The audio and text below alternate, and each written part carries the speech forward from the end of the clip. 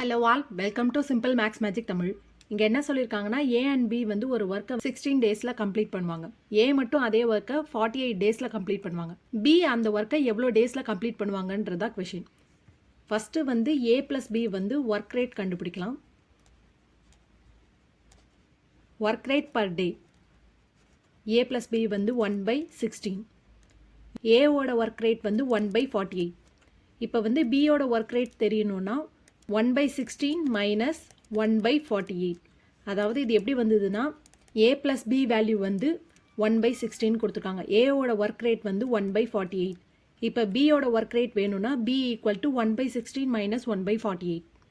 இப்போ இதுக்கு எல்சிஎம் எடுக்கும்போது 3 மைனஸ் 1/48.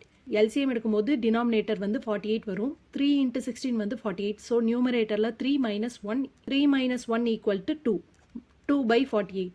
இதை கேன்சல் பண்ணால் 1/24 வரும். இப்போ டைம் தான் கேட்டிருக்காங்க. பி அந்த ஒர்க்கை எவ்வளோ நேரத்தில் கம்ப்ளீட் பண்ணுவாங்க அப்படின்றது. Time equal 1 work rate.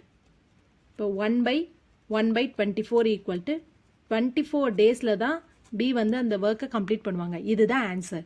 இந்த வீடியோ உங்களுக்கு பிடிச்சிருந்தா லைக் பண்ணுங்கள், ஷேர் பண்ணுங்கள், மறக்காமல் சப்ஸ்கிரைப் பண்ணுங்கள். Thank you so much.